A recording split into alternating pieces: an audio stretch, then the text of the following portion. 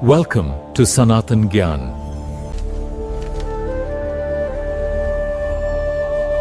नमस्कार। आज हम श्रीमद् भागवतम के पन्नों से एक ऐसी कहानी पर बात करने जा रहे हैं जिसमें ज्ञान, भक्ति, युद्ध, अपराध और न्याय मतलब कई गहरे रंग घुले हुए हैं। हाँ, और इसकी शुरुआत भी बड़ी दिलचस्प है, एक सवाल से। सही। शौनक ऋषि का सवाल। उन्होंने सूत गोस्वामी से पूछा था कि भाई जब नारद मुनि व्यासदेव को कुछ समझाकर चले गए तो उसके बाद महान वेद व्यास ने क्या किया। बिल्कुल, और देखिए, यही छोटा सा सवाल उस महाकाव्य की नींव बनता है जिसे हम श्रीमद् भागवतम कहते हैं। और इसी में फिर वो राजा परीक्षित की अद्भुत रक्षा और अश्वत्थामा के दंड वाली कहानी भी जुड़ जाती है। हाँ, वो सब इसी कड़ी का हिस्सा है। तो आज हम इसी कहानी में गहराई से उतरते हैं।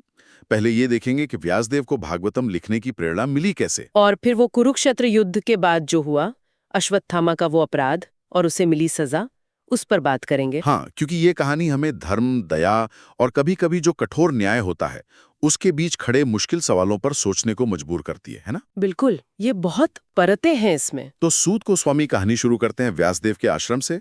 बताते हैं कि वो सरस्वती नदी के पश्चिमी तट पर शम्याप्रास नाम की जगह पर थे। हाँ, और ये आश्रम का जो विचार है ना, वो भी समझना चाहिए। उस समय आश्रम सिर्फ जंगल में रहने वाले सन्यासियों के लिए ही नहीं होते थे। अच्छा। हाँ, मतलब गृहस्थ भी ऐसे आश्रमों में रह सकते थे जहाँ का पूरा माहौल, पूरी जीवन शैली वो आध्यात्मिक उन्नति पर केंद्रित हो। व्यासदेव का आश्रम भी ऐसा ही था। कहते हैं बेर के पेड़ों से घिरा हुआ एकदम शांत पवित्र वातावरण। तो उसी शांत माहौल में नारद मुनि ने जो सलाह दी थी उसे मानकर व्यासदेव ने पहले जल से शुद्धि की और फिर ध्यान लगाया पूरी एकाग्रता से। जी, और ये कोई ऐसा वैसा ध्यान नहीं था, ये था भक्ति योग का अभ्यास, पूरी तरह से मन को स्थिर करके बिना किसी भौतिक इच्छा के। तब उन्हें वो दिव्य दृष्टि मिली। पूर्ण पुरुषोत्तम भगवान श्री कृष्ण को देखा, और सिर्फ उन्हें ही नहीं, उनकी जो बाहरी शक्ति है माया, उसे भी देखा, और ये भी देखा कि माया पूरी तरह से भगवान के ही नियंत्रण में है। तो ये तो मतलब परम सत्य का अनुभव था एक तरह से। बिल्कुल। और यहीं पर मुझे लगता है सबसे अहम बात सामने आती है। उन्होंने देखा कि इसी माया शक्ति के असर से जीवात्मा जो असल में प्रकृति के गुणों से परे है, हाँ, सत रज तम से परे, तो खुद को गलती से ये भौतिक शरीर समझने लगता है ना। बिल्कुल। और बस यहीं से सारे दुखों का चक्कर शुरू हो जाता है। जन्म, मृत्यु, सुख, दुख, ये सब इसी गलत पहचान के कारण है। तो ये जो भ्रम है, क्या ये भगवान जानबूझकर डालते हैं? देखिए, ये समझना जरूरी है। भगवान की माया शक्ति जीव को भ्रम में रखती है, ये सच है। पर भगवान का इरादा जीव को फंसाना नहीं है। अच्छा, भगवान तो पिता की तरह हैं। वो चाहते हैं कि जीव इस भ्रम से बाहर निकले। ये भ्रम के एक तरह से जीव ने अपनी स्वतंत्रता का गलत इस्तेमाल करके खुद ही चुना है। भगवान तो बस उसे सही रास्ते पर लाने की कोशिश करते हैं, कभी कभी मुश्किल हालात बनाकर भी, लेकिन चाहते हमेशा भला ही है। तो अगर ये भ्रम और दुख का कारण पता चल गया व्यासदेव को, तो फिर इसका हल क्या है? उन्होंने क्या समझा? उन्होंने ये महसूस किया कि इन बेवजह के भौतिक दुखों से निकलने का एकदम सीधा रास्ता है भक्ति योग। भक्ति योग यानी भगवान की प्रेममयी सेवा। हाँ, बिल्कुल। इसी से जीव अपनी असली पहचान, अपना भगवान से जो भूला हुआ रिश्ता है, उसे फिर से पा सकता है। लेकिन ये ज्ञान तो शायद उस समय बहुत कम लोगों को रहा होगा। हाँ, यही तो बात थी। आम लोग इस सीधे और सरल रास्ते को जानते ही नहीं थे। इसीलिए परम ज्ञानी व्यासदेव ने उन्होंने इस ग्रंथ की रचना की, श्रीमद् भागवतम की। जी हाँ, श्रीमद् भागवतम। ये सिर्फ कहानियों का संग्रह नहीं है, ये सीधे परम सत्य भगवान श्री कृष्ण के बारे में है। ये इस दुनिया के जो रोग है ना, दुख, उनका निदान भी बताता है और उनका इलाज भी। और इसकी सबसे खास बात क्या बताई जाती है? कहते हैं सिर्फ सुनने से ही बहुत असर होता है। बिल्कुल सही कहा। ये अद्भुत बात है। लिखा है कि केवल श्रीमद् भागवतम को ध्यान से सुनने मात्र से हृदय में भगवान श्री कृष्ण के लिए प्रेममय भक्ति जाग उठती है। सिर्फ सुनने से? हाँ, और ये भक्ति ऐसी है कि जीवन के जो सारे शोक हैं, मोह है, भय है, उनकी आग को फौरन तुरंत शांत कर देती है। सुनने की शक्ति पर इतना जोर क्यों दिया गया है? क्या खास है इसमें? क्योंकि देखिए, हमारी जितनी भी इंद्रियां हैं, उनमें सुनने की जो क्षमता है वो सबसे ज्यादा लगातार काम करती है। सोते हुए भी कान बंद नहीं होते हैं ना। हाँ, ये तो है। तो जब हम पवित्र ध्वनि सुनते हैं, जैसे भागवतम की कथा, तो वो सीधे हमारी चेतना पर असर करती है। वो भगवान से हमारा जो कनेक्शन टूट गया है उसे जोड़ती है। अच्छा। इससे क्या होता है, भौतिक चीजों का जो झूठा आकर्षण है वो कम होता है, मन शांत होता है। देखिए आजकल दुनिया भर में शांति के लिए कितने बड़े बड़े सम्मेलन होते हैं, हाँ, होते हैं। लेकिन शायद असली शांति का रास्ता भगवान की कथा सुनने से ही मिलता है, क्योंकि ये हमारे अंदर के खालीपन को भरता है। तो व्यासदेव ने भागवतम की रचना की, उसे ठीक से संपादन किया और फिर सबसे पहले किसे सिखाया? उन्होंने इसे सबसे पहले अपने ही पुत्र श्री शुकदेव गोस्वामी को सिखाया। शुकदेव गोस्वामी को। खास बात यह है कि वो तो कहते हैं जन्म से ही मुक्त आत्मा थे, है ना? बिल्कुल। वो पहले से ही आत्म साक्षात्कार के पथ पर बहुत बहुत आगे थे। तो यहीं पर शौनक ऋषि ने वो दिलचस्प सवाल पूछा था जी। कि भाई अगर शुकदेव गोस्वामी पहले से ही मुक्त थे, आत्मज्ञानी थे, अपने आप में ही खुश रहते थे, मतलब आत्मा राम थे, तो फिर उन्हें इतने बड़े ग्रंथ को पढ़ने और समझने की क्या जरूरत पड़ी? ये तो सोचने वाली बात है। हाँ, और ये सवाल ही असल में भागवतम की महिमा को और बढ़ा देता है। कैसे? इसका मतलब ये है कि भागवतम सिर्फ उन लोगों के लिए नहीं है जो अभी मुक्ति के रास्ते पर चल रहे हैं, ये उनके लिए भी है जो मंजिल पर पहुंच चुके हैं। अच्छा। मतलब आत्मज्ञानियों के लिए भी। हाँ। ये उनके लिए भी एक तरह का कह सकते हैं पोस्ट ग्रेजुएट स्टडी जैसा है। इसमें और भी गहरा आनंद है। तो सूत गोस्वामी ने इसका क्या जवाब दिया? क्यों एक आत्माराम भला भागवतम पढ़ना चाहेगा? उन्होंने बहुत सुंदर जवाब दिया। उन्होंने कहा कि जितने भी तरह के आत्माराम हैं, यानी वो लोग जो अपनी आत्मा में ही आनंद लेते हैं, और खासकर वो जो पूरी तरह मुक्त हो चुके हैं, हर तरह के भौतिक बंधन से आजाद, हाँ। वो भी बिना किसी स्वार्थ के, बिना किसी इच्छा के भगवान की भक्ति करना चाहते हैं। मतलब मुक्ति पाने के बाद भी कुछ ऐसा है जो खींचता है हाँ, भक्ति की तरफ। बिल्कुल। इसका सीधा सा मतलब है कि भगवान श्री कृष्ण में ऐसे दिव्य, ऐसे मनमोहक गुण हैं, उनकी लीलाएं इतनी अद्भुत हैं कि वो उन आत्माओं को भी अपनी तरफ खींच लेती हैं जो पहले से मुक्त हैं। जिसे भगवान का एक नाम उरुक्रम है। हाँ, उरुक्रम, मतलब जिनके काम, जिनकी लीलाएं बहुत महिमामय और आश्चर्यजनक है। जैसे वामन अवतार में 3 पग में पूरा ब्रह्मांड नाप लिया। तो शुकदेव गोस्वामी भी भगवान की इन्हीं लीलाओं और गुणों से इतने आकर्षित हुए कि वो खुद को रोक नहीं पाए।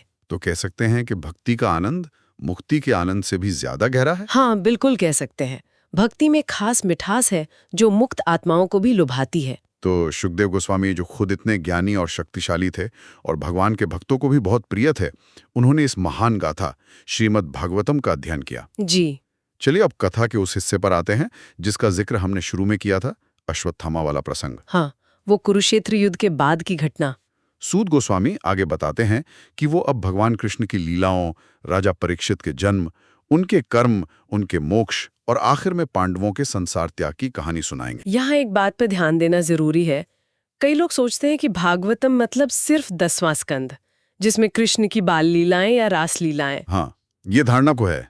लेकिन ऐसा नहीं है। पूरा भागवतम ही कृष्ण कथा है, क्योंकि भगवान और उनके शुद्ध भक्त जैसे पांडव हैं, वो अलग नहीं है। तो पांडवों की कहानी सुनना भी कृष्ण की ही कहानी सुनना है। ये बात ध्यान रखने वाली है। तो कहानी शुरू होती है कुरुक्षेत्र के मैदान से, युद्ध खत्म होने के बाद, जब ज्यादातर योद्धा मारे जा चुके थे। हाँ, और धृतराष्ट्र का बेटा दुर्योधन जमीन पर पड़ा था। भीमसेन के गदा से उसकी जांघें टूट चुकी थीं। वो दर्द से कराह रहा था। बड़ा ही दुखद माहौल था। उसी माहौल में द्रोणाचार्य के बेटे अश्वत्थामा ने वो भयानक काम किया। हाँ, बहुत ही नीच काम। उसे लगा कि ऐसा करने से उसका स्वामी दुर्योधन खुश होगा। पता नहीं क्या सूझा उसे। रात के अंधेरे में पांडवों के शिविर में घुसा और द्रौपदी के 5 सोते हुए बेटों के सिर काट दिए। जी, सोते हुए बच्चों पर वार, और फिर वो उन सिरों को लेकर दुर्योधन के पास गया जैसे कोई तोहफा लाया हो। देखिए, दुर्योधन तो खुश नहीं हुआ। नहीं, बिल्कुल नहीं। मरते समय भी उसमें इतनी समझ बाकी थी कि उसने इस घिनौने काम की निंदा की। उसे ये पसंद नहीं आया। और जब द्रौपदी ने ये सुना अपने बेटों की ऐसी निर्मम हत्या की खबर, जाहिर है उनका दिल टूट गया। वो फूट फूट कर रोने लगी। अर्जुन ने उन्हें बहुत समझाया, ढांढस बनाने की कोशिश की। तब अर्जुन गुस्से और दुख से भर गए और उन्होंने द्रौपदी से वो प्रतिज्ञा की। हाँ, बड़ी कठोर प्रतिज्ञा थी वो। उन्होंने कहा, हे कल्याणी, मैं तुम्हारे आंसू तभी पोंछूंगा जब मैं उस नीच ब्राह्मण पुत्र, उस हमलावर अश्वत्थामा का सिर अपने गांडीव धनुष से काटकर तुम्हें लाकर दूंगा। और ये भी कहा कि तुम उसी के सिर पर पैर रखकर नहाना। हाँ, कहा कि तुम अपने पुत्रों के अंतिम संस्कार के बाद उसी के सिर पर पैर रखकर स्नान करना। इतना क्रोध था उनमें। यहाँ अश्वत्थामा के लिए ब्रह्मबंधु शब्द इस्तेमाल हुआ है, इसका क्या मतलब है? ब्रह्मबंधु मतलब ब्राह्मण का अयोग्य रिश्तेदार, या कह लीजिए नाम का ब्राह्मण जो कर्म से ब्राह्मण नहीं है। और उसे आत्ताताई भी कहा गया है। आत्ताताई मतलब? आत्ताताई मतलब हमलावर, अत्याचारी। शास्त्रों में 6 तरह के आत्ताताई बताए गए हैं। आग लगाने वाला, जहर देने वाला, हथियार लेकर मारने दौड़ने वाला, धन लूटने वाला, जमीन हड़पने वाला और पराई स्त्री का अपहरण करने वाला। अच्छा। और शास्त्र कहता है कि ऐसे आत्ताताई को तुरंत मार देना चाहिए। इसमें कोई पाप नहीं लगता, चाहे वो किसी भी कुल का क्यों ना हो। तो अपनी प्रतिज्ञा पूरी करने के लिए अर्जुन तैयार हुए। उनके सारथी को भगवान कृष्ण थे। हाँ। अर्जुन ने कवच पहना, हथियार उठाए और रथ पर सवार होकर अश्वत्थामा का पीछा करने निकल पड़े। अश्वत्थामा भागा और डर के मारे। जाहिर है उसे पता था कि उसने कितना बड़ा अपराध किया है। जब उसने अर्जुन को तेजी से आते देखा तो वो जान बचाने भागा, रथ पर भागा, लेकिन अर्जुन का रथ तो तेज था। जब उसके घोड़े थक गए और उसे लगा कि अब पकड़ा जाएगा, हाँ, तब उसने बचने के लिए अपना आखिरी हथियार इस्तेमाल किया, ब्रह्मास्त्र। ब्रह्मास्त्र। लेकिन उसे चलाना तो आता था पर वापस लेना नहीं आता था, है ना? यही सबसे बड़ी मुश्किल थी। अधूरा ज्ञान खतरनाक होता है। उसे चलाना आता था पर उसे शांत करना, वापस लेना नहीं आता था। तो फिर तो बहुत खतरनाक स्थिति बन गई होगी। हाँ, बहुत ज्यादा। उस ब्रह्मास्त्र से चारों तरफ एक असहनीय, जला देने वाला तेज फैल गया। इतनी गर्मी, इतनी रोशनी। अर्जुन को भी खतरा महसूस हुआ। हाँ। अर्जुन को भी लगा कि उनकी जान खतरे में है। तब उन्होंने फौरन अपने सारथी, अपने मित्र भगवान श्री कृष्ण से प्रार्थना की। क्या कहा अर्जुन ने? उन्होंने कहा, हे कृष्ण, हे कृष्ण, हे महाबाहु, आप ही तो हैं जो अपने भक्तों को हर डर से बचाते हैं। इस दुनिया की मुसीबतों की आग में जो जल रहे हैं लोग, उनके लिए आप ही एकमात्र शरण हैं। वो भगवान की स्तुति करने लगे। हाँ, उन्होंने कहा, आप ही असली परम पुरुष हैं, प्रकृति से भी परे साक्षात ईश्वर। वो जानते थे कि कृष्ण ही बचा सकते हैं। अर्जुन को भगवान की शक्तियों का पूरा ज्ञान था। वो जानते थे कि कृष्ण सूर्य है और मारा अंधेरा, जहाँ कृष्ण हो वहाँ भ्रम टिक ही नहीं सकता। फिर अर्जुन ने उस तेज के बारे में पूछा होगा। हाँ, उन्होंने पूछा, हे देवों के देव, ये इतना भयानक तेज चारों तरफ क्यों फैल रहा है? ये आ कहाँ से रहा है? मुझे कुछ समझ नहीं आ रहा। भगवान ने क्या जवाब दिया? भगवान तो सब जानते थे। उन्होंने कहा, अर्जुन, ये द्रोण के बेटे अश्वत्थामा ने ब्रह्मास्त्र चलाया है। उसे इसे वापस लेना नहीं आता। मौत के डर से घबराकर, बेचारा असहाय होकर उसने ये कदम उठाया है। तो फिर भगवान ने क्या सलाह दी, कैसे सामना किया जाए इसका? भगवान ने कहा, अर्जुन, इस ब्रह्मास्त्र को शांत करने का एक ही तरीका है, दूसरा ब्रह्मास्त्र।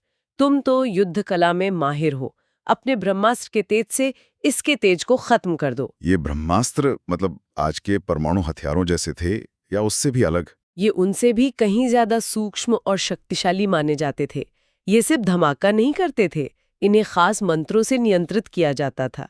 ये ध्वनि और चेतना की शक्ति पर आधारित विज्ञान था, जो आज हम शायद पूरी तरह समझते भी नहीं। और अश्वत्थामा का इसे चलाना और वापस ना ले पाना, ये दिखाता है कि उसे अधूरा ज्ञान था। हाँ, और उसने इसका इस्तेमाल भी गलत इरादे से, डर के मारे किया, ये भी गलत था। तो भगवान का आदेश मिलते ही अर्जुन ने क्या किया? अर्जुन ने पहले जल से आचमन करके खुद को पवित्र किया, भगवान कृष्ण की परिक्रमा की और फिर अपना ब्रह्मास्त्र चला दिया। फिर क्या हुआ? दोनों ब्रह्मास्त्र टकराए? हाँ, और सोचिए वो क्या दृश्य रहा होगा। जब दोनों ब्रह्मास्त्रों का तेज आपस में टकराया तो आसमान में जैसे एक और सूरज निकल आया हो। आग का एक बहुत बड़ा गोला बन गया। बाप रे! उसकी गर्मी और रोशनी इतनी ज्यादा थी कि उसने पूरे आकाश और स्वर्ग तक के ग्रहों को ढक लिया। तीनों लोकों के प्राणी, धरती, पाताल, स्वर्ग, सब उस भयानक ताप से जलने लगे। सबको लगा होगा प्रलय आ गई। हाँ, सबको लगा जैसे दुनिया के खत्म होने के समय जो प्रलय की आग, संवर्तक अग्नि लगती है, शायद वही समय आ गया है। हाँ, ये तो बहुत बड़ा विनाश हो सकता था। फिर क्या हुआ? अर्जुन ने रोका इसे? हाँ, जब अर्जुन ने देखा कि उनकी वजह से बेचारे निर्दोष लोग कष्ट पा रहे हैं और दुनिया पर विनाश का खतरा है, तो भगवान श्री कृष्ण की इच्छा समझकर उन्होंने फौरन तुरंत दोनों ब्रह्मास्त्रों को वापस खींच लिया। ये उनकी कुशलता थी कि वो वापस लेना जानते थे। बिल्कुल। इसके बाद अर्जुन की आंखें गुस्से से एकदम लाल थीं। उन्होंने झपट कर अश्वत्थामा को पकड़ लिया और उसे रस्सियों से बांध लिया, जैसे किसी जानवर को बांधते हैं। अब अश्वत्थामा अर्जुन की पकड़ में था, उसे शिविर में लाया जा रहा था। अब सवाल था सजा क्या दी जाए। यहीं पर असली धर्म संकट शुरू हुआ होगा। हाँ बिल्कुल। कहानी का सबसे जटिल मोड़ यहीं आता है। जब अर्जुन अश्वत्थामा को बांधकर शिविर की तरफ ले जा रहे थे तो भगवान कृष्ण, जिनकी आंखें कमल जैसी सुंदर हैं, उन्होंने अर्जुन की तरफ देखा और थोड़े गुस्से वाले अंदाज में कहा। गुस्से में? कृष्ण ने क्या कहा? उन्होंने कहा, अर्जुन, इस ब्राह्मण के अयोग्य संबंधी पर, इस ब्रह्मबंधु पर दया मत दिखाना। इसे छोड़ना मत, इसे मार डालो। इसने रात में सोते हुए मासूम बच्चों की हत्या की है। भगवान कृष्ण खुद मारने के लिए कह रहे थे। हाँ, और उन्होंने इसके पीछे धर्म का तर्क भी दिया। उन्होंने समझाया कि देखो, कुछ लोग होते हैं जिन्हें मारना मना है, जैसे कोई लापरवाह हो, नशे में हो, पागल हो, सोया हुआ हो, डरा हुआ हो। हाँ, बच्चा हो, स्त्री हो। हाँ, बच्चा, स्त्री, मूर्ख, या जिसने शरण ले ली हो। एक धर्म जानने वाला योद्धा ऐसे दुश्मन को नहीं मारता। लेकिन अश्वत्थामा के मामले में? लेकिन भगवान ने आगे कहा, जो क्रूर और नीच आदमी दूसरों की जान लेकर अपना पेट पालता है या दूसरों को मारकर अपनी जिंदगी बचाता है, जैसे अश्वत्थामा ने किया, हाँ, ऐसे आदमी को मार देना उसके लिए जरूरी है। क्योंकि अगर वो जिंदा रहा तो अपने बुरे कर्मों की वजह से और नीचे गिरेगा, नरक में जाएगा। मतलब मौत उसके लिए एक तरह का प्रायश्चित है। हाँ, एक तरह से, जो उसे अगले जन्मों में और बुरे फल भोगने से बचा सकती है। ये तर्क था भगवान का। और कृष्ण ने अर्जुन को उनका वो वादा भी याद दिलाया होगा जो द्रौपदी से किया था। बिल्कुल। कृष्ण ने कहा, और याद करो, तुमने मेरी मौजूदगी में ही अपनी पत्नी द्रौपदी से वादा किया था कि तुम उसके बेटों के हत्यारे का सिर काट कर लाओगे। उन्होंने अश्वत्थामा को हत्यारा कहा, ऐसा व्यक्ति जिसने अपने मालिक दुर्योधन को भी खुश नहीं किया और अपने कुल के नाम पर धब्बा है। तो अब अर्जुन के सामने बड़ी मुश्किल खड़ी हो गई। एक तरफ भगवान का आदेश, अपना वादा, न्याय की पुकार, और दूसरी तरफ अश्वत्थामा उनके गुरु द्रोणाचार्य का बेटा था। अर्जुन बहुत नेक इंसान थे। अपने गुरु के बेटे को मारना, भले ही उसने कितना भी घिनौना अपराध किया हो, उनके लिए बहुत बहुत मुश्किल था। ऐसा लगता है जैसे कृष्ण अर्जुन की परीक्षा ले रहे थे। हाँ, ऐसा बिल्कुल लगता है। वो देखना चाहते थे कि अर्जुन शास्त्रों की आज्ञा, निजी भावनाओं और रिश्तों के बीच कैसे संतुलन बनाते हैं, धर्म को कितना समझते हैं। तो अर्जुन ने क्या किया? वो अश्वत्थामा को शिविर में ले गए। हाँ, वो उससे लेकर शिविर में पहुंचे और अपनी पत्नी द्रौपदी के सामने खड़ा कर दिया। द्रौपदी तो अभी भी अपने बेटों के गम में डूबी हुई थी। द्रौपदी ने क्या किया? अपने बेटों के हत्यारे को सामने देखकर गुस्सा आया होगा उन्हें। यहाँ द्रौपदी का चरित्र अद्भुत रूप से सामने आता है। जब उन्होंने अश्वत्थामा को देखा, रस्सियों में बंधा हुआ, सिर झुकाए, अपमानित, तो उनका जो स्वाभाविक कोमल स्वभाव था वो जाग उठा। अच्छा, दया आ गई। हाँ, वो एक स्त्री थी, स्वभाव से सौम्य और अच्छी। उन्होंने अश्वत्थामा को एक ब्राह्मण पुत्र के रूप में देखा और उन्हें उस पर दया आ गई। हालांकि अपने कर्मों से वो ब्राह्मण कहलाने लायक नहीं था, पर द्रौपदी उसे इस तरह अपमानित होते नहीं देख सकी। उन्होंने अर्जुन से क्या कहा? वो उसका बंधा होना भी सहन नहीं कर पाई। फौरन बोली, इन्हें छोड़ दो, ये ब्राह्मण हैं, ये हमारे परम पूज्य गुरु द्रोणाचार्य के पुत्र हैं। उन्होंने गुरु के रिश्ते का वास्ता दिया। हाँ बिल्कुल। उन्होंने अर्जुन को याद दिलाया, सोचो, तुम्हें धनुष चलाना और सारे दिव्य अस्त्रों के रहस्य किसने सिखाए? ये सब गुरु द्रोणाचार्य की ही तो कृपा है। उन्होंने कहा, आज वो हमारे बीच नहीं है, लेकिन अपने इस बेटे के रूप में वो अभी भी जीवित हैं। उन्होंने ये भी याद दिलाया कि अश्वत्थामा की मां कृपी, वो भी अपने पति के मरने के बाद सती नहीं हुई, क्योंकि उनका बेटा जीवित था। तो द्रौपदी ने तर्क दिया कि ऐसे सम्मानित गुरु परिवार को दुख देना ठीक नहीं है। जी, ये बहुत मार्मिक अपील थी। उन्होंने आगे कहा, जैसे मैं आज अपने बेटों के मरने पर रो रही हूं, तुम ऐसा कुछ मत करो जिससे इनकी मां पतिव्रता गौतमी कृपी को इसी तरह रोना पड़े। और उन्होंने एक चेतावनी भी दी थी शायद। हाँ, उन्होंने चेतावनी दी, जिस राजा के काम से ब्राह्मण कुल को गुस्सा आता है, वो गुस्सा उस राज परिवार को जड़ से उखाड़ फेंकता है। अब तो मामला और भी पेचीदा हो गया। कृष्ण कह रहे हैं मार डालो, द्रौपदी कह रही हैं छोड़ दो। बाकी पांडवों की क्या राय थी? वहां मौजूद लोग भी जैसे बंट गए। राजा युधिष्ठिर जो धर्मराज कहलाते हैं, उन्होंने द्रौपदी की बातों का पूरा समर्थन किया। उन्हें द्रौपदी के शब्द धर्म, न्याय, दया और तर्क से भरे हुए लगे। अच्छा। युधिष्ठिर द्रौपदी के पक्ष में थे। हाँ। और नकुल, सहदेव, कृष्ण के सारथी सात्यकी, खुद अर्जुन भी और भगवान कृष्ण भी कम से कम जाहिर में द्रौपदी की बात से सहमत दिखे। बाकी लोग भी द्रौपदी के पक्ष में थे। लेकिन कोई तो होगा जो असहमत था। हाँ, एक थे भीमसेन। भीम को बहुत गुस्सा आ रहा था। वो द्रौपदी की बात से सहमत नहीं थे? बिल्कुल नहीं। उन्होंने साफ कहा, इस पापी को मारना ही सही है। इसने बिना किसी मतलब के, ना अपने फायदे के लिए ना अपने मालिक के लिए, सोते हुए मासूम बच्चों की हत्या की है। ऐसे जघन्य अपराधी के लिए मौत से कम कोई सजा नहीं हो सकती। तो अब दो बिल्कुल विपरीत विचार थे, भीम का कठोर न्याय और द्रौपदी की करुणा।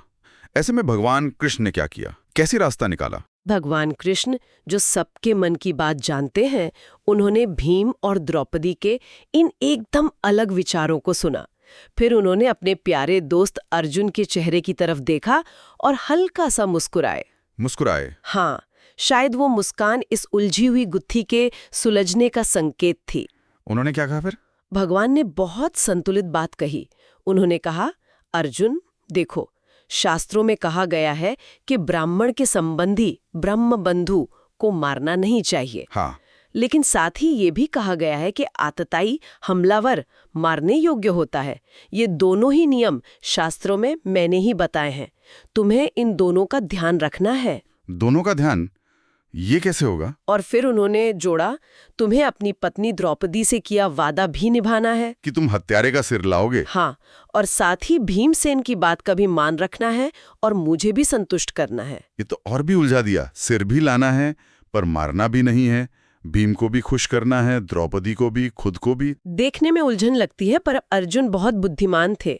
वो भगवान का इशारा फौरन समझ गए। क्या समझे वो? उन्होंने क्या किया? उन्होंने अपनी तलवार निकाली और अश्वत्थामा के सिर पर जो मणि जड़ी थी उसे उसके बालों समेत काटकर निकाल लिया। ओह अच्छा, तो सिर काटने की बजाय मणि और बाल काट दिए, ये था समाधान? बिल्कुल, और ये एक असाधारण समाधान था। देखिए, शास्त्रों में ब्राह्मण कुल में जन्मे अपराधी के लिए कुछ खास दंड बताए गए हैं, जैसे उसके बाल काट देना, उसकी संपत्ति छीन लेना या उसे अपमानित करके उसके घर से निकाल देना। शारीरिक वध करने की मनाही है। तो मणि और बाल काटकर अर्जुन ने अश्वत्थामा का घोर अपमान किया, जो सिर काटने जैसा ही था। इससे भीम और कृष्ण भी संतुष्ट हुए, क्योंकि अपराधी को दंड मिला। और द्रौपदी का वचन भी रह गया, क्योंकि सिर नहीं काटा गया। हाँ, और गुरुपुत्र की हत्या का पाप भी नहीं लगा। सारे पहलू सध गए। कृष्ण की यही तो खूबी है, वो हर स्थिति में धर्म का संतुलन बना लेते हैं। तो अश्वत्थामा का क्या हुआ फिर? तो वो और भी बलहीन और तेजहीन हो गया। उसे छोड़ दिया गया? हाँ, अर्जुन ने उसे रस्सियों से आजाद किया और अपमानित करके शिविर से बाहर निकाल दिया।